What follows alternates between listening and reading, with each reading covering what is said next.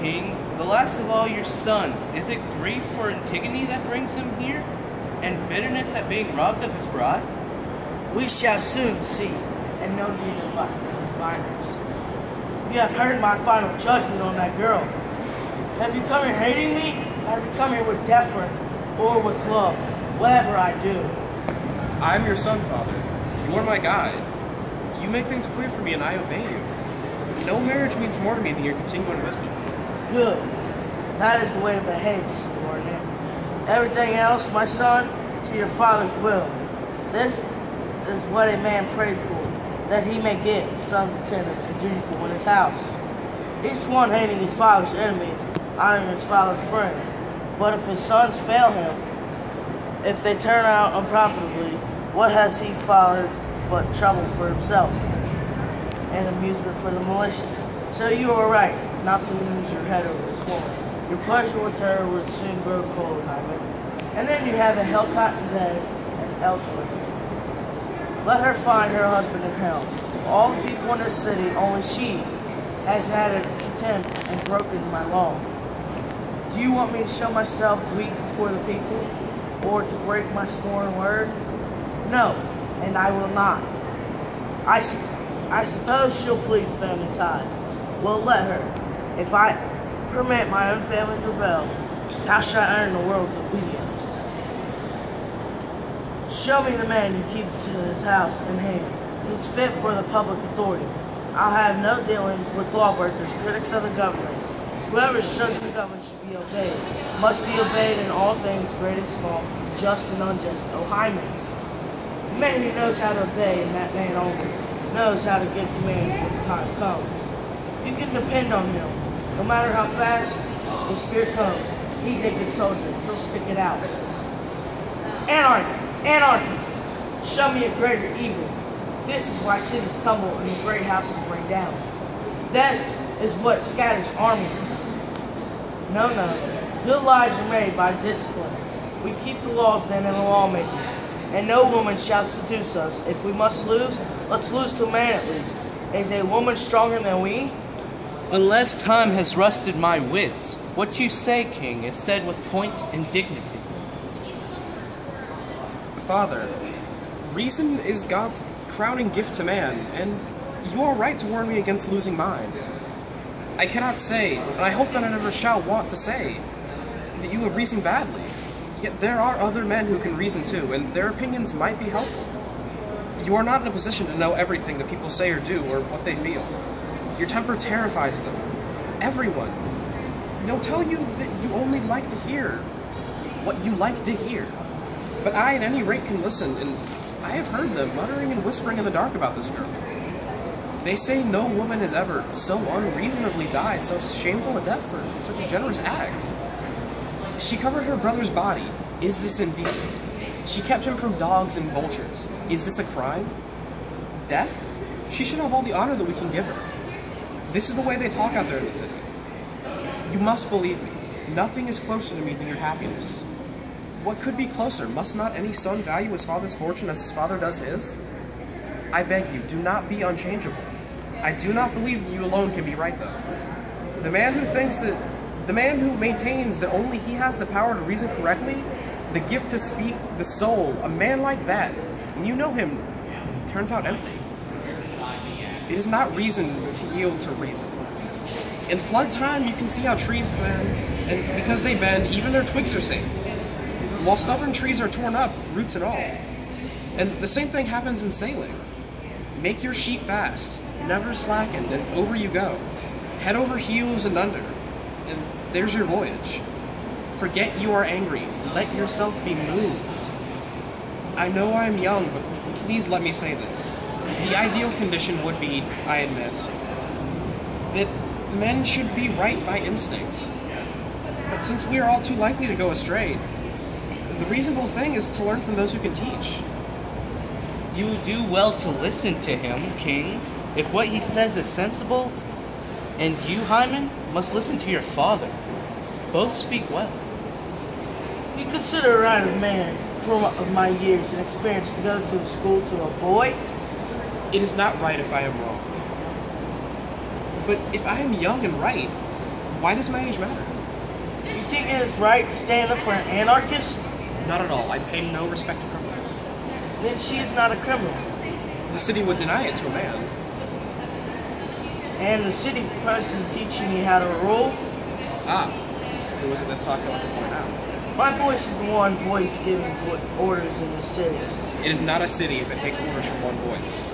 The state is the king. Yes, the state is a desert. This boy, it seems, has sold out to a woman. If you are a woman, my concern is only for you. So, you're concerned in a public brawl with your father? How about you in a public brawl with justice? With justice, when all that I do is within my rights? You have no right to trample on God's right. Fool, adolescent fool, taken in by a woman? You'll never see me taken in by anything vile. Every word you say is for her. And for you. And for me. And for the gods under the earth.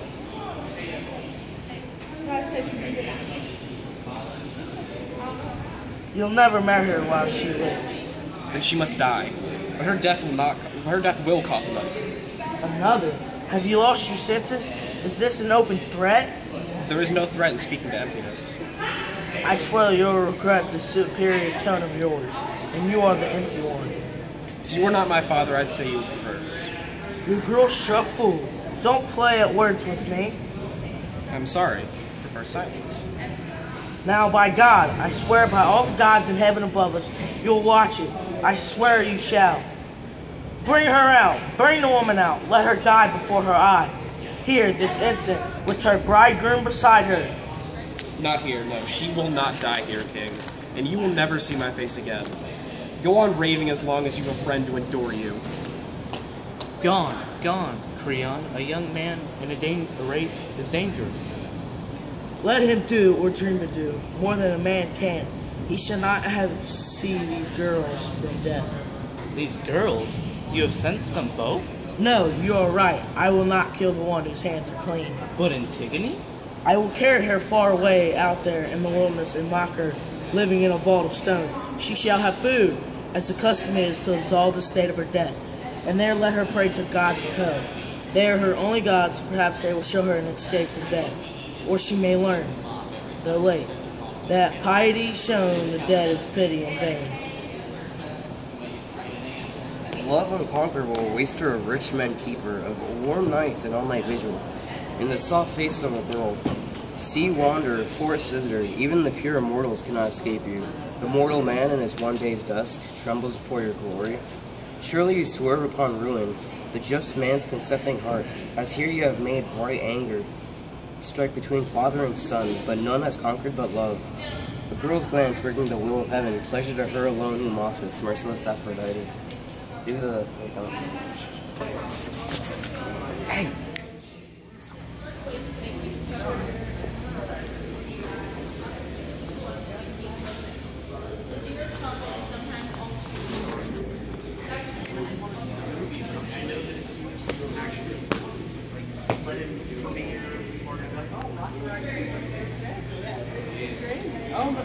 Hey. Hey! See you there. See you there. Where are you going? Well, we talked about some really serious issues today, but we did have a lot of fun while doing it. This play has some very large themes to it, and a lot of them are very relevant to society nowadays. Though most countries aren't ruled by a king now. I can't even think of one that is. I mean, there probably are a lot, actually, like 20, I believe. But back then in ancient Greece, before they had city-states, they were just straight up ruled by kings. And Creon was a really bad example of a king. During the entire thing, Hymen is giving a speech to his father, not just about the woman he loves, but about the city and the country that he loves. At one point, his father's raving to him. Excuse me. His father's raving to him, saying that she was a lawbreaker and that she represents everything that anarchy is. But he doesn't understand that he doesn't have the natural right to rule everybody there. He says that it's his right to rule, but then Hymen retorts and says that you have no right to trample on God's right. Hyman can't process this. He doesn't understand that he is not the all-powerful king that he sees himself to be. And when it gets to the point when Creon says that he's going to kill her, Hyman says that her death will cause another. So you know things are getting really serious. At one point, Creon's saying that he's the voice of the city. And Hyman says, if that city is a desert. So there can't be one large voice for an entire population. This has been proven time and time again. And it always ends really badly. Like, really, really badly. Like, Stalin, that was really bad. Really, really bad. Just so bad. So incredibly bad. Even when he was dead, at his funeral, 500 people died to death. That's a lot of death. That's a lot of death. It's crazy. Wow. And it gets to the point where even though Creon knows he's his father, he treats him like less than a son. Like some kind of subservient, not even slave. Yeah, peasant if even. It's horrible. And Hyman has really good advice for him.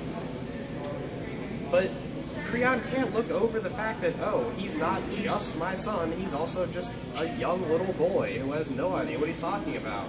He's obsessed with some girl. And that girl just so happens to threaten my power. So obviously he's not going to like her. Obviously he's not going to take Hyman's side.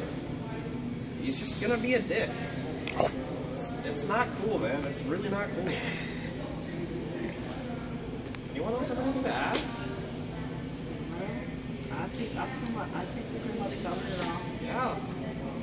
I guess that's it. Well, Cut to black. There you go. Hello, my name is Stephen Robertson, and I played the part of Coragos. hello, my name's Andrew Hutchison, and I played the role of Creon.